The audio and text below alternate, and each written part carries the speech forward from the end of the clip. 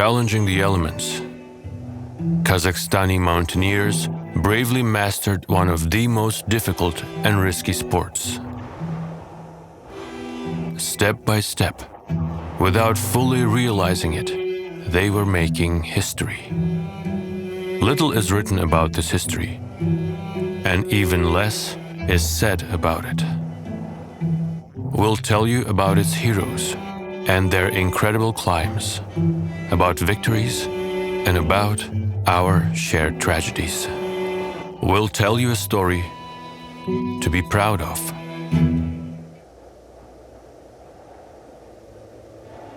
The city of Almaty sits in the northern foothills of the Trans-Ili Alatau. It is literally surrounded by mountains. Year after year, these mountains continue to draw in their heroes and pioneers. Both professionals and amateurs wish to climb to the top. Each of them wants to experience, if only for a brief moment, what it's like to be a professional mountain climber. We were destined to become one of the top mountaineering schools.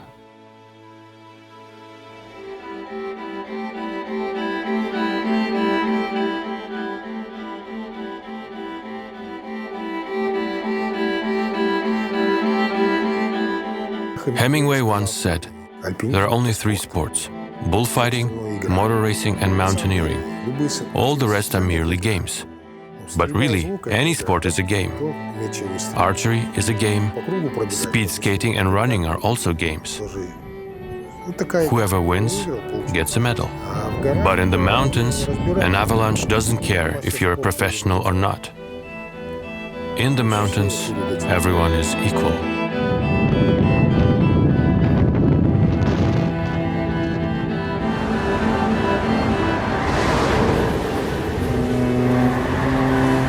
Victories in mountains are not celebrated with applause. We're not fighting in an arena. There are no spectators. It's not really about conquering the mountain. It's about conquering ourselves. It's about conquering our weaknesses.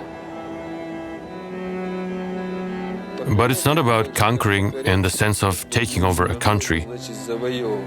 The phrase to conquer a mountain is a misnomer rooted in the Soviet mountaineering tradition. You can't conquer mountains like you conquer nations. All you can do is stand on top for a brief moment and get down safely, if you're lucky.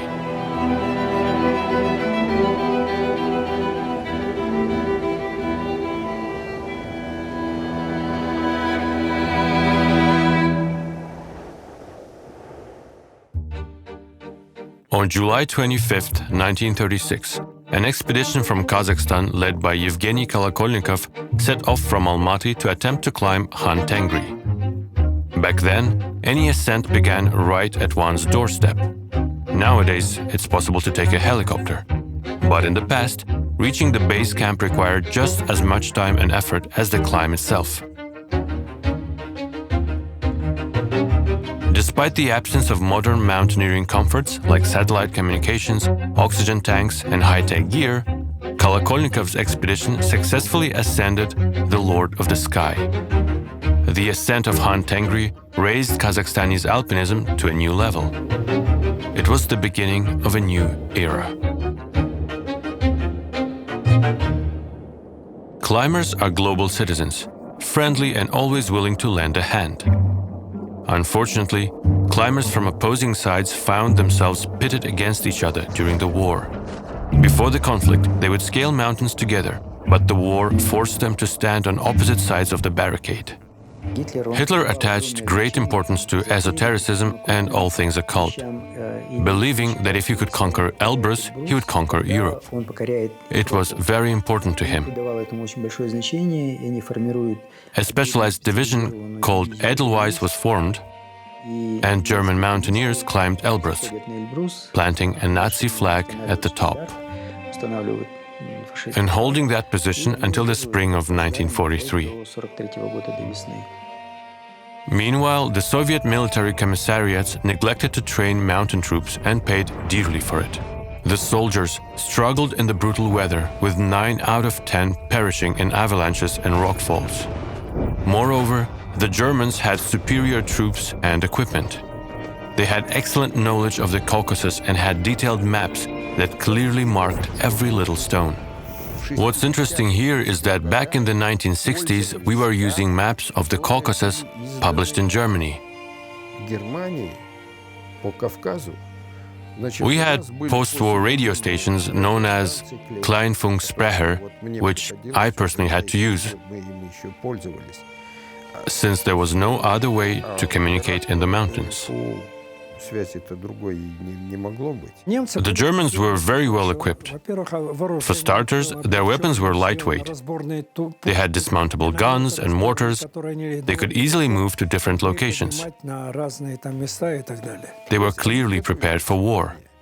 It wasn't just a matter of occupying the Caucasus and cutting off the oil-rich southern region. Reaching the highest point in Europe was about prestige. It meant they weren't just winning, they were literally at the top. During that time, mountain troops and climbers were urgently assembled from all fronts, including Kazakhstan. In 1943, the Gorelnik Mountain Rifle School was established in Almaty. It trained 1,500 instructors and 12,000 mountain snipers, who later excelled on the battlefield. Among them was Leonid Kelts from Kazakhstan, who took part in the removal of the German flags from the summit of Elbrus. So how did this impact Soviet alpinism? First of all, it resulted in the better climbing and alpine warfare skills. Soviet alpinism is rooted in military practices, with their divisions, units, and commanders. Eventually, alpinism evolved into a paramilitary structure. In 1945, a significant milestone was achieved in the history of modern alpinism. Pobeda Peak became the northernmost 7,000er named in honor of the Great Patriotic War. It was also called the 15th 8,000er. Many climbers believe that climbing Pobeda Peak is more challenging and dangerous than summiting Everest. Climbing always remembers its pioneers. Those who are the first to reach the top of a mountain etch their names into the annals of climbing history.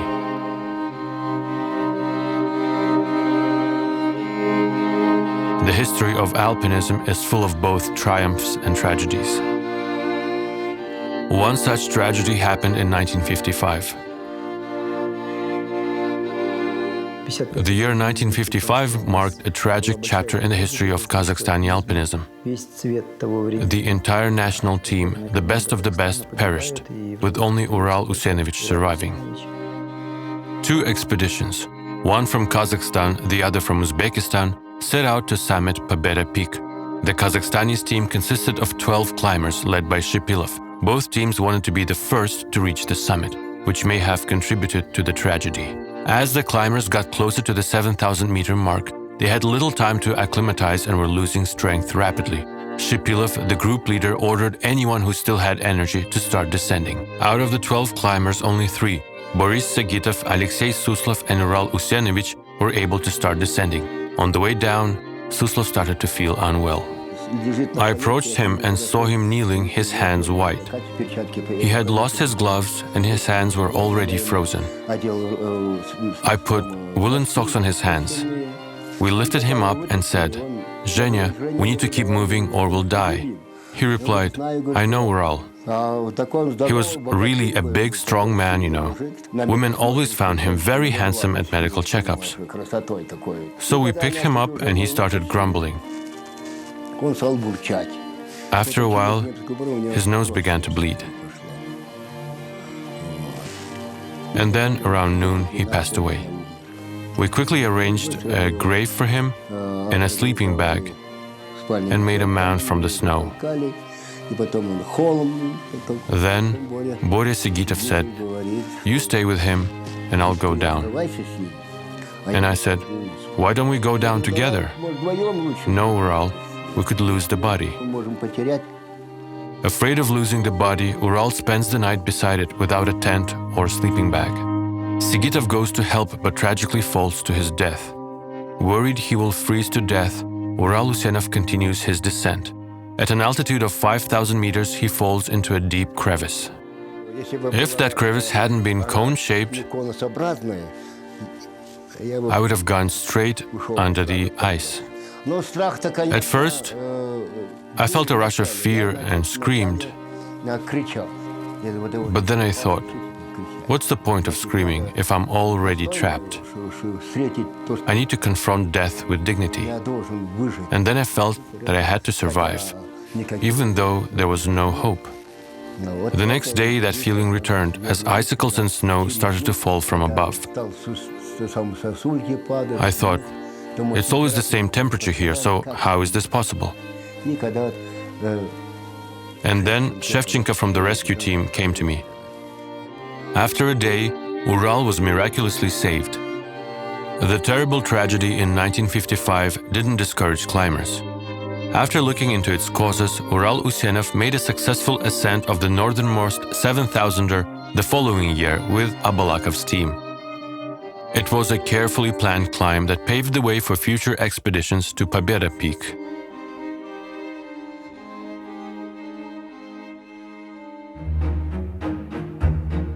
Winter climbs have always been considered prestigious in the world of alpinism. During winter, the risks are high due to freezing temperatures, hurricane winds, threat of avalanches, impermeable ice, etc. In 1966, a Kazakhstani team led by Boris Studenin made the first ever winter ascent of a 6,000er.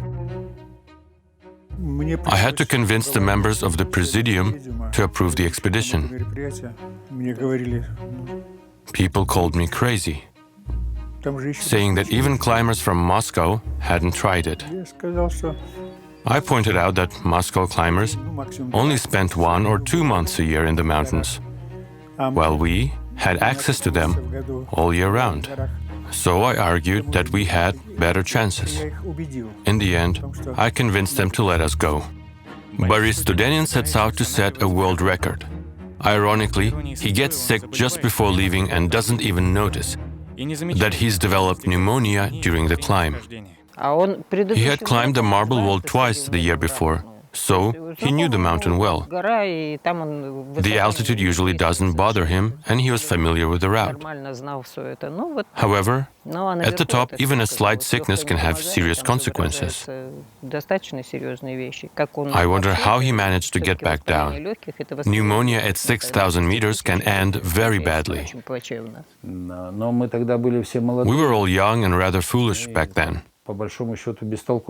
When Boris got sick, we decided to let him rest since he couldn't walk. We thought we'd climb the mountain, come back, and go down together. But by the time we came back, he was in really bad shape. It was late at night and very cold. The next morning, he was already unconscious. On their way down, they encountered a crevasse and were unsure how to get Boris across because he was so heavy. They tried to get him to sit up, but he just kept fading in and out. While they were pondering how to move him, he stood up and crossed to the other side on his own. He seemed to understand that the challenge was getting him across. I'm not sure how he heard them talking, but he managed to get himself up, went to the other side, sat down, and then passed out. When I was preparing for that trip, my pharmacist friend gave me a bottle of ginseng and told me to take a teaspoon in case of an emergency. When we came down, Grisha Petrashko, a good friend of Boris, stopped me and said, "Listen, Bob is in really bad shape." So I showed him the ginseng bottle and suggested we try mixing a few drops of it with a glass of water. But what kind of water can you get at 6,000 meters in winter? So Grisha said, he can't get anywhere, so let's just pour it in as it is. At that point, Boris was already foaming at the mouth. We used an ice pick to open his mouth and poured in half the bottle. And there he was lying in convulsions, coming back to life right before our eyes.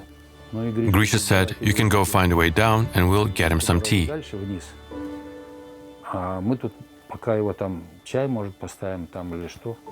When Vitya Popov and I returned after searching for a way down, we found him sitting in a tent, drinking tea. And so, he survived. That tincture was alcohol-based. I later learned that if alcohol gets into the lungs, it helps clear the foam. Once the foam was cleared, Boris started breathing again, coming back to life. That same year, Boris Studenin, after dealing with serious frostbite and pneumonia that are almost impossible to recover from at high altitude, successfully led a challenging technical ascent of Free Korea Peak's northern wall. The route we climbed on the northern wall was so difficult, it hasn't been repeated yet. It was named Studenin's axe because of its shape. It earned us the gold medals. Under Boris's leadership, Spartak brought us our first gold. Studenin raised many champions, including some of the best climbers and coaches. For decades, Kazakhstani climbers have been winning medals, proving that they are the best in the USSR. This year, Boris Studenin, a legendary Kazakhstani alpinist, celebrated his 85th birthday. Kazakhstani climbers were eventually able to prove that our school is strong and modern enough to set standards.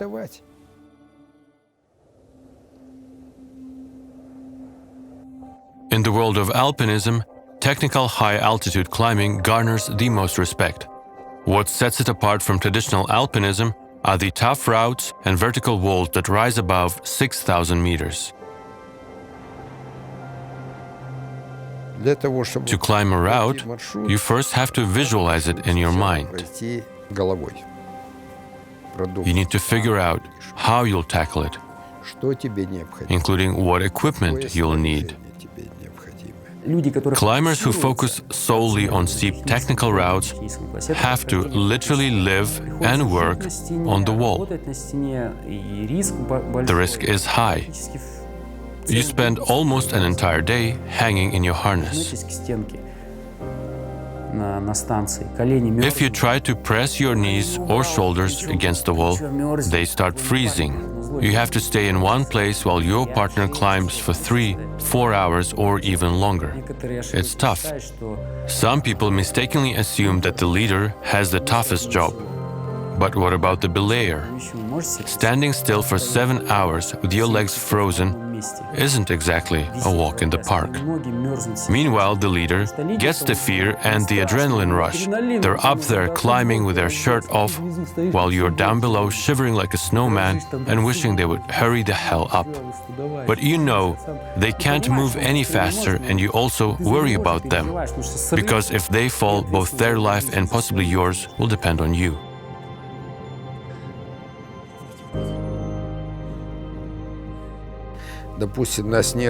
On snowy slopes or winding routes, there are usually flat spots where you can take a break. But what about on vertical walls? Climbers actually have to live on them. They live in their tents attached to the wall just like birds, like eagles. You occasionally hear rocks falling. If one of them hits the tent, it could cut right through it. Anyone who loses their sense of risk, danger and fear is bound to die. I'm sure of it. Eventually they will die, probably sooner rather than later. To stay safe in the mountains, you must always be able to feel fear. Feel it, but control it. For me, the toughest part of climbing is managing my fear.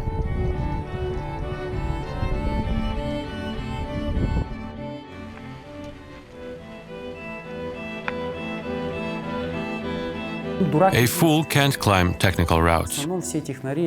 Most technical climbers have a strong technical background. And when you're doing technical climbs at high altitude, it becomes hard to think clearly. Reaching the summit of a technical high-altitude climb feels like winning an Oscar or a gold medal. It's instantly recognized by the entire climbing community as a significant achievement. I believe we should go back to the classic approach in alpinism that Kazakhstani climbers used to follow. I'm talking about hard first ascents, and there's still plenty of opportunities for those. The peaks we aim to reach should challenge our limits as humans. This is what's really important.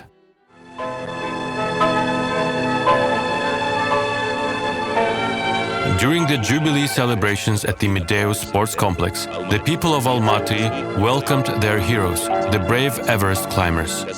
Kazbek, Valiyev, Ervand, Iliynsky, Sergei Shepchev, Valery Hryshchaty and Yuri Golodov, 5 climbers from Kazakhstan joined the 1982 Himalayan expedition and reached the third pole of the Earth. Ervand Iliynsky, leader of the Almaty Five. People in the city live surrounded by mountains and see them to the south all the time. Naturally, many of them want to climb them.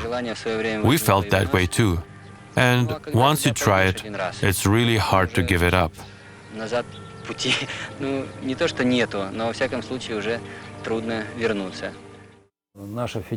Since we already had numerous ascents under our belts, our federation decided it was time to head to the Himalayas. Historically, this made sense, given that Kazakhstani alpinists climbed Khan Tengri back in 1936. We already had strong high-altitude traditions, good climbing skills, and numerous successful ascents. In the summer of 1980, the strongest climbers from across the Union gathered for the final selection for the first Soviet Himalayan expedition to Everest. During the same time, the Kazakhstani team 12 SKA Savo, led by Iliynsky, faced a tough decision: attempt the first ascent of the southern wall of Communism Peak, or save strength and better prepare for the Everest selection. The southern wall of Communism Peak presented a formidable challenge for climbers and was a dream ascent for many. I would say that the southern wall is one of the greatest walls in the world, standing at almost 3 kilometers high. It's really hard to picture something that's 3 kilometers high. For example, we have a TV tower that is approximately 150 meters tall. When you stand at the base and look up, your hat might even fall off because it's so high. Now imagine the southern wall, which is 20 times that height. Well, we climbed the southern wall and made sure to stick to the center route. We were beyond thrilled, since conquering such a massive wall is a point of pride for any alpinist. Still, we all knew that climbing it could not only tire us out, but also cause injuries, illnesses, or frostbite.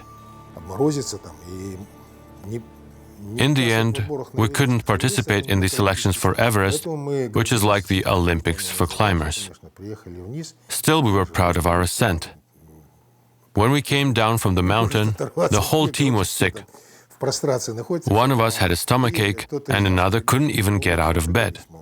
One of the guys said, "Well, we climbed the wall, but now we won't see Everest." I mean, we could hardly even manage a trip to the bathroom. As the captain of the team, I felt the weight of responsibility. So I said, "Guys, we just climbed a 3-kilometer wall. Let's at least go see the people who are going to Everest." So we went to the selection event, but didn't get a warm welcome. No one rushed to greet us. The welcome we got was pretty cold. The reason, however, was pretty obvious to us.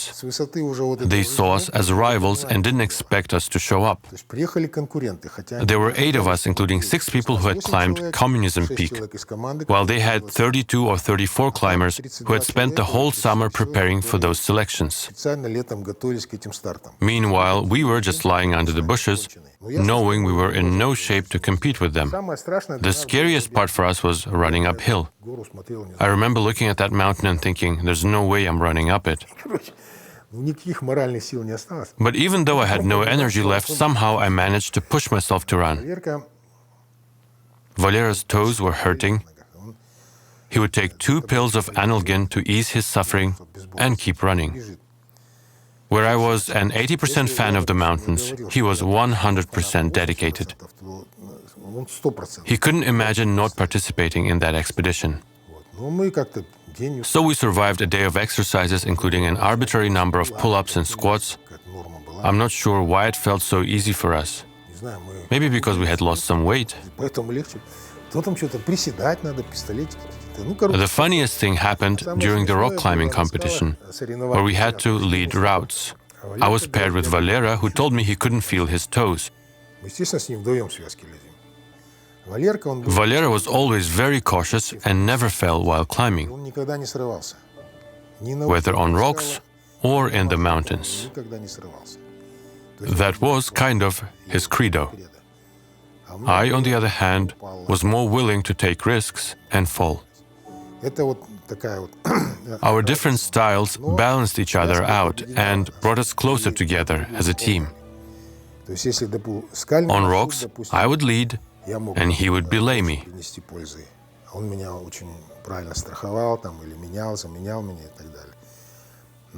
On snow, he would lead and break a trail for us, a process he really enjoyed.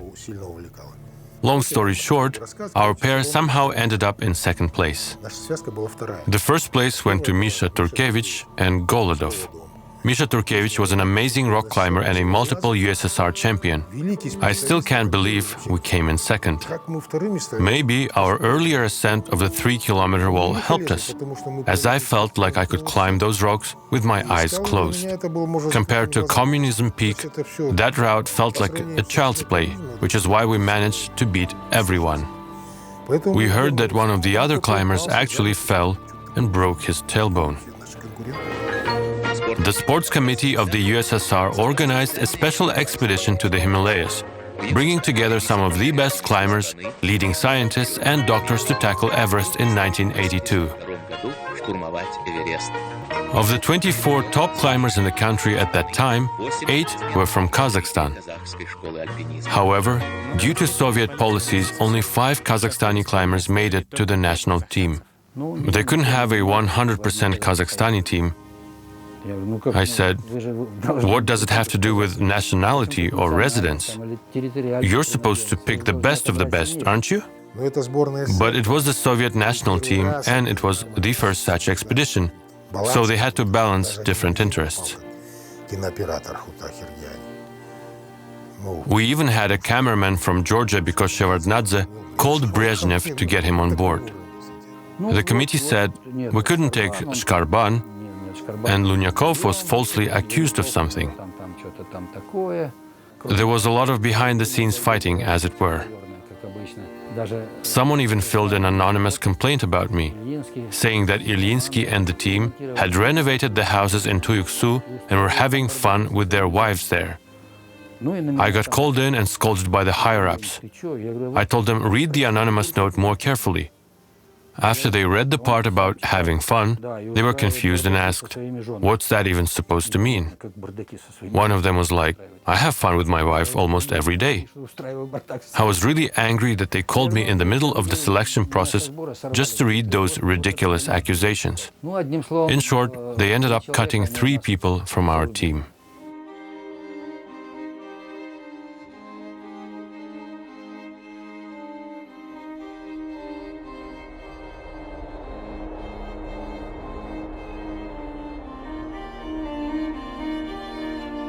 Reaching the summit of Everest first try in 1982 was a huge achievement for our team. What's more, none of the climbers had ever climbed an 8,000er before. For all those climbers, Everest was their first 8,000er, and they tackled it via the most difficult route. Does it even make sense to talk about other peaks? Soviet citizens couldn't travel abroad easily. They had to go through the State Security Committee and get a ton of approvals from various ministries and departments. This meant they couldn't just send 2 people. A large expedition had to be organized. But if it were possible, almost all 8,000ers would have likely had routes established by climbers from the Soviet Union.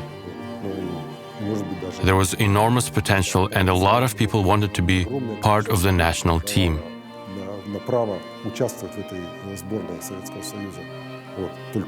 Only 5 of us went there, even though we could have sent 15 or even 20 of the strongest athletes. Our ascent showed that the Kazakhstani school of alpinism is real, and it is very strong. We all hope that our success in the Himalayas will help further develop alpinism in Kazakhstan. Today, Kazakhstan has many skilled climbers, and the country is capable of organizing an expedition similar to the one in the Himalayas. The death zone is a mountaineering term for altitudes above 8,000 meters. At this altitude, there is not enough oxygen to sustain human life.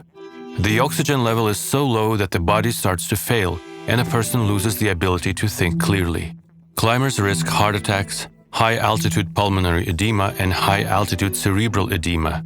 The human body experiences enormous stress. Mountaineering is one of the toughest sports for a reason.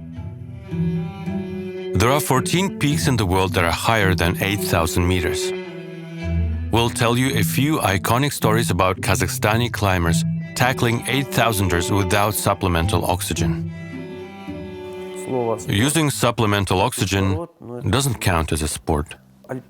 A climber who relies on supplemental oxygen is like a cyclist using an electric bike. And that's a pretty fair comparison. The bike continues to move even if the rider stops pedaling or only pedals a little. At that altitude, there's 4 times less oxygen and everything feels sluggish. Your metabolism slows down, peripheral blood circulation stops, your brain doesn't function well, and you feel terrible. You can't sleep, eat, or do anything. In the past, climbers were tough and used wooden ice axes. Nowadays, we have really advanced gear that's lightweight, sharp, and durable. But even with that, some still want to use oxygen. Why not just use a helicopter instead? I think there should be a challenge involved. I don't mean facing the forces of nature, no. Nature always wins. I mean pushing our own limits. People pay ridiculous money to climb Mount Everest. And I get them. They use oxygen because they want to reach the summit at any cost. But if an athlete tries to accomplish something using supplemental oxygen, they stop being an athlete.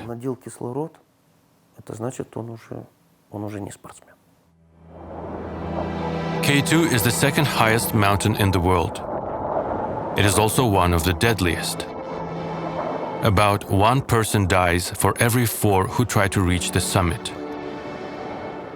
In 2004, at the age of 51, Vladimir Suviga climbed K2 solo without supplemental oxygen. I was the only climber from Kazakhstan there. It was tough with harsh weather conditions, and I reached the summit while leaving behind 3 bodies on the mountain. These experiences always leave a lasting impact. I retired from high-altitude climbing in 2004 and no one wants to hear the truth about it. On my way down from the summit, I met Alexander Gubayev. It was 3 p.m.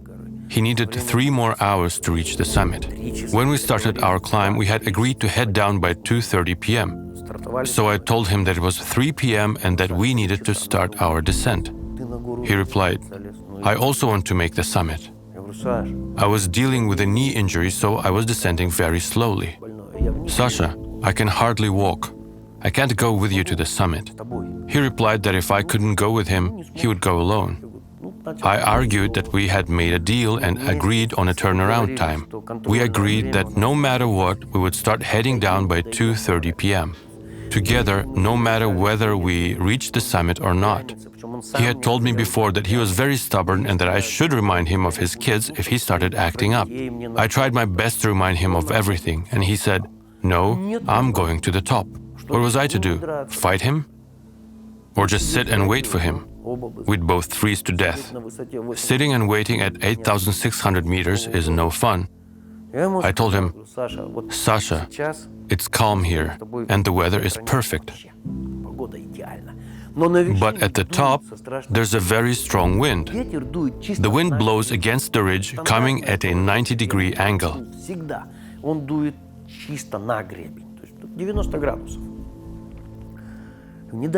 If it changes direction, we'll both die.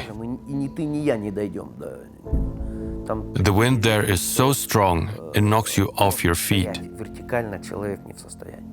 That's why so few people climb K2. It's because of the wind." Sasha said, "Okay, I hope you at least keep an eye on me." Then he turned and headed for the top. What was I supposed to do? If you ask anyone, they'll tell you I abandoned my friend.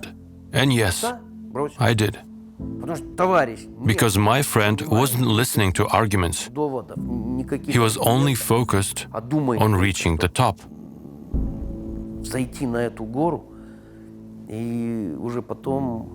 I recalled later how we had spent 4 nights in a tent together.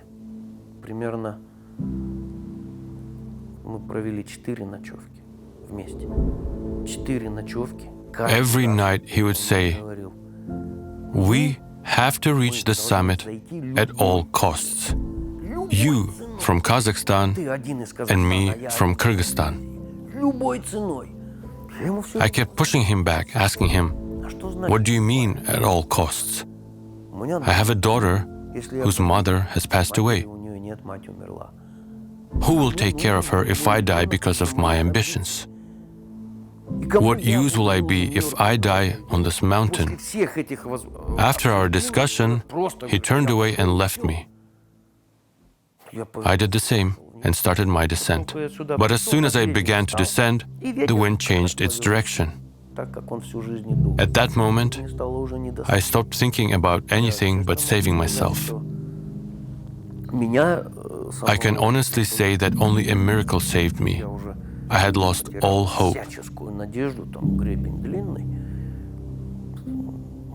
The ridge was flat and very long. The wind was fierce. I couldn't see anything around me. I got caught in a blizzard that piled the snow up to 1 or 2 meters. Sometimes I had to crawl on all 4s. The wind howled incredibly loudly, and I still couldn't see anything. The only landmark I had was a rock that looked like a finger. To the right of it was the descent, and lower down I would find the camp. But the wind made sure I couldn't see it. There was a moment when I stopped because I was too exhausted to keep going. I was just standing still. I felt like I wouldn't be able to take another step. So I fell to the ground and tried to crawl on all 4s. When the wind blows that hard, it's impossible to walk. You have to stay as low as possible to avoid getting pushed back by the wind. I told myself that I would crawl as far as I could. When I was almost out of energy, a miracle happened.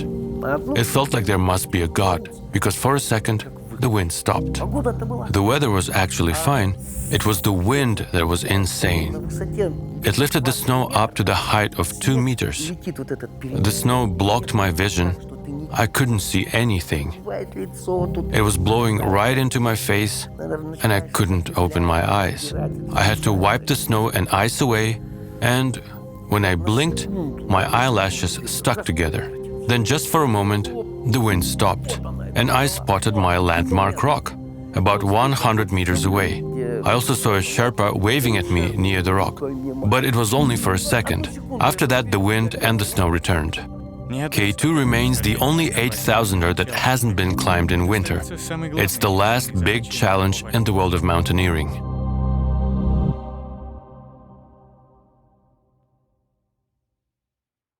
In 2009, a team from Kazakhstan, Denis Urubko and Boris Dedeshko, opened a new route on Cho-Oyu and earned Piolet d'Or for their achievement. Piolet d'Or is the Oscar for the alpine climbing world, awarded annually by the French magazine Montagne.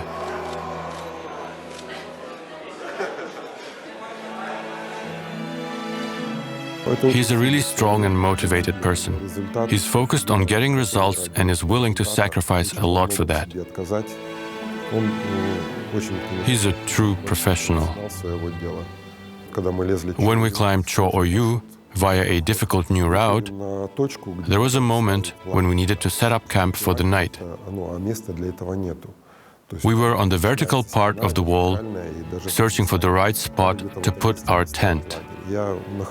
I found a pretty good horizontal spot. One thing about me is that I need to lie down to get enough sleep and truly rest.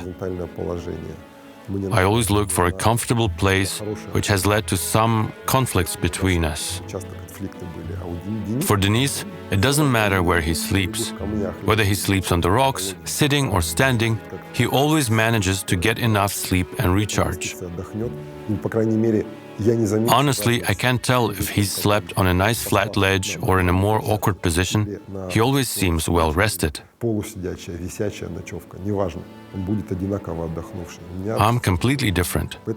I always try to create comfortable conditions for myself. So I said, let's set up camp here, but he replied, no, it's not safe here, let's go over there. I didn't argue and did as he said. That night, an avalanche hit exactly the spot I had suggested. A similar thing happened when we were descending from Cho-Oyu. There was a clear path to walk down without needing to place protection. But Denis insisted, no, you need to dig into the snow and place protection. There was a lot of snow from the recent heavy snowfall, so I had to dig down about half a meter. Sometimes I had to dig 60 to 70 centimeters to reach the ice and put in the screws. Then, as I was halfway down the rope while rappelling, I triggered an avalanche. All that snow pushed me down to the end of the rope. There were knots at the end of the rope, and I was hanging on it like a fish on a hook, while waves of snow came crashing down on me. I felt bruised, but mostly unhurt and alive.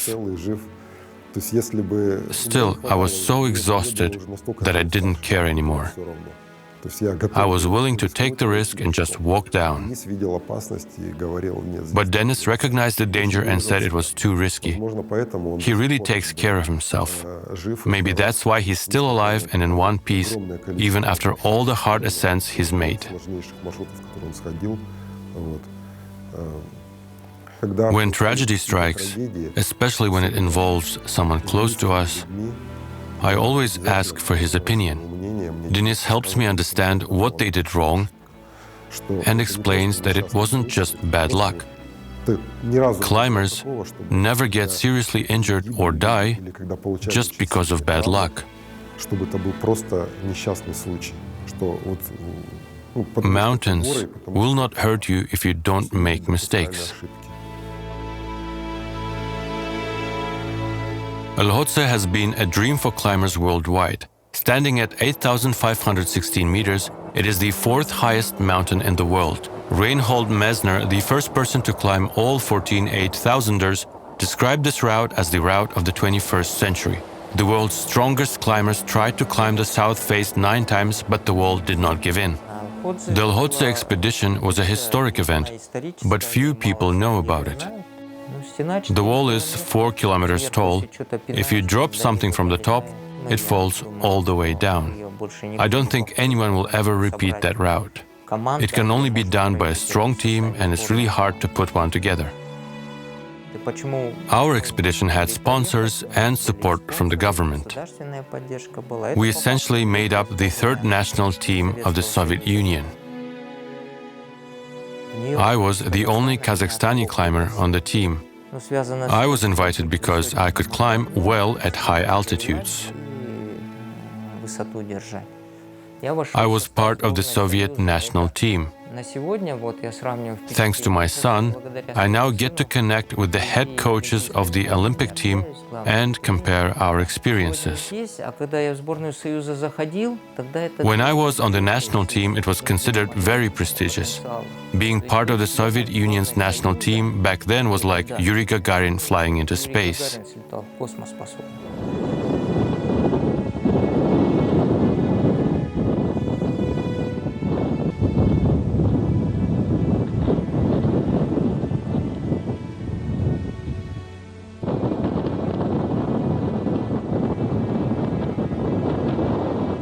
Alexei Trokhlebov is a Krishnaite and a psychic. He predicted that out of 17 climbers, 15 would suffer from frostbite and illness, while only 2 would make it through unscathed. The ones unscathed were Turkevich and I. Most of the others suffered from frostbite on their fingers, skin and organs. Only 2 climbers reached the summit, Bershov and Karatayev. Karatayev ended up losing all the fingers on his hands and feet to frostbite. As a result, we had to mount a rescue.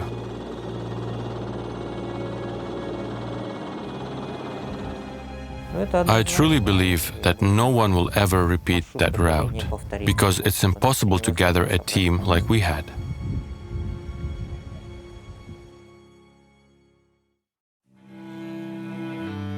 One of the key reasons for the success of Kazakhstani alpinism was teamwork. Every team member worked towards a shared goal. The whole team could rally together to support one climber's ascent. The entire elite of the climbing world was eager to see what the Kazakhstani team would do next. Our team has always operated without Sherpas or high-altitude helpers. We set up all the base camps and fixed the ropes ourselves. We did this as part of our sporting spirit, and while others assisted us, we were the ones laying the groundwork. Everyone knew that if Kazakhstani climbers were involved, it meant the ropes would be in place and the base camps would be ready. This gave people a sense of security.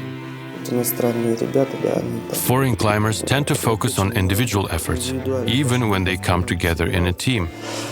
It often feels like each person is working for themselves. One of the main reasons why alpinism captivates so many people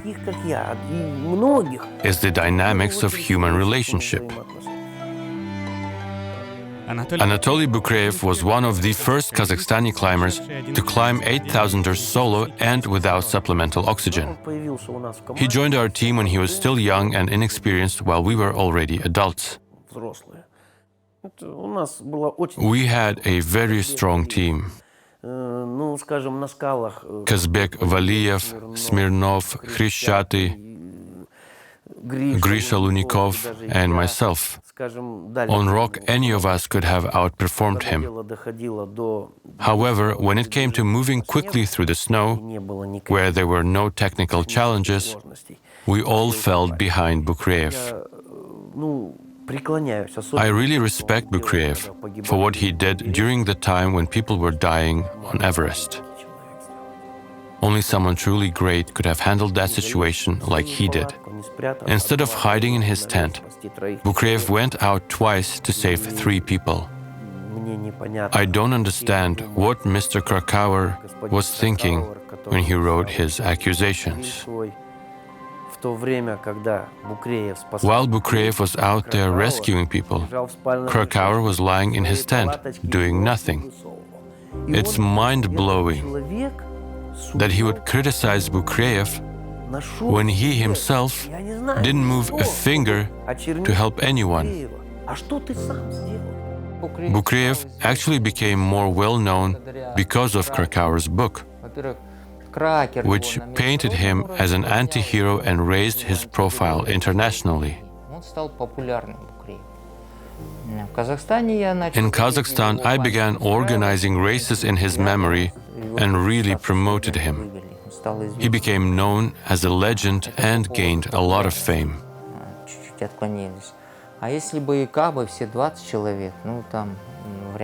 There were 20 very strong climbers on the team.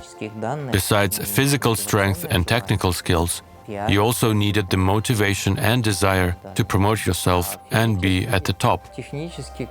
Physically and technically, they all were about equal. When we were on the team, there weren't any weak or strong members. Right now, we have a lot of young, strong, healthy guys, but we don't have a true team yet. It's interesting.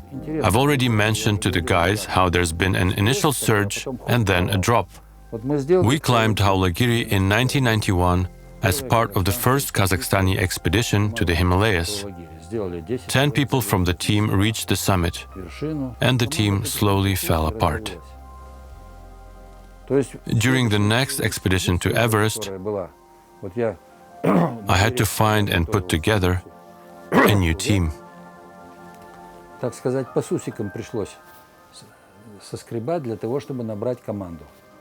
We climbed Everest, and after that, things fell apart completely. The team effectively ended in 1997. And then a new era began with Pivcov and Zhumayev. They are truly exceptional. Their worth is immeasurable and brings prestige to the country on a global scale. Climbing all 14 8,000ers without supplemental oxygen is a huge achievement, and those who do it are highly respected in their countries. They are considered national heroes. Here's a simple comparison. Russia has a considerably more climbers than Kazakhstan, yet there isn't a single person there who has climbed all 14 8,000ers. Meanwhile, we have 2 climbers who have done it, 3 if we count Denis Urubko. After all, it was in Kazakhstan that Denis really got into alpinism. Why did Denis leave? Because mountaineering is no longer a sport supported by CSKA. While he was getting a salary as a serviceman and coach, he had access to facilities and a stadium for his team's training. When the funding was cut, he decided to leave. The country lost a strong athlete who could have brought a lot of recognition to Kazakhstani sports. Unfortunately, there is no continuity right now, and we don't have strong leaders to bring the team together. We have individual climbers, but we don't have a team. And we lack clear goals. We can count our strong climbers on the fingers of one hand. We need to support every talented and skilled climber we have and encourage them to keep training. Young people often enter alpinism for a brief period. They want to grow physically, mentally, and emotionally, achieve their goals, and then move on with their lives. I'm not sure why, but people here seem less enthusiastic about alpinism compared to Europe. It feels like Kazakhstan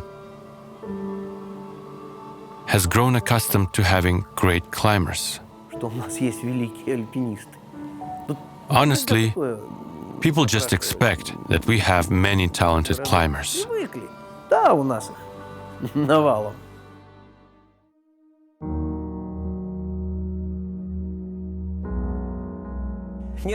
For an entire week, many Kazakhstani people monitored not only the weather forecast for their own towns, but also for the Tian Shan mountains where our climbers had gone missing.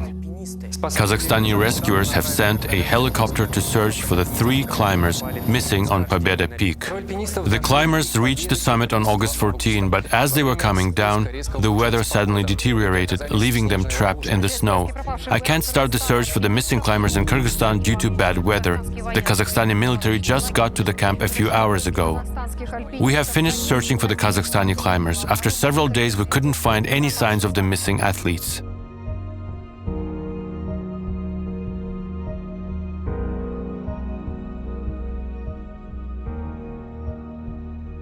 I was at the base camp during that time. I was already acclimatized because I had just come down from Khan Tengri, so I was ready to go search for them right away.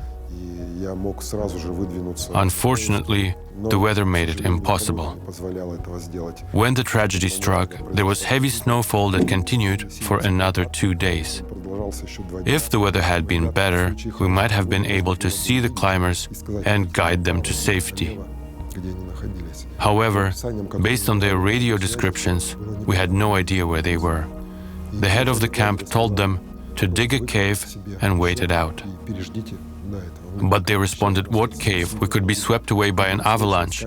We need to find a way through the icefall now." That was the last communication we had from them. They were likely buried by an avalanche, either in the icefall or before they reached it. On August 18, as soon as the weather cleared, a helicopter flew over the mountain with cameras. They recorded everything in high resolution. They took photos of the entire route, but sadly, there were no signs of the climbers, only snow, rocks, and ice. Unfortunately, Sasha got sick and they ended up on an avalanche-prone route while trying to save him. When someone gets sick at high altitude, the best way to help is to bring them down to a lower elevation, while they can still move on their own. You have to go where they're able to walk on their own. There was no way to navigate the long, treacherous ridge to the western summit, where the winds were forecasted to reach 100 kilometers per hour. They would have had to just sit up there and wait. That would mean certain death for a sick person. The only way to escape was to take the Abalakov route. But it was already prone to avalanches even before the snowfall. All they could do was hope for a miracle. Sadly, that miracle didn't happen.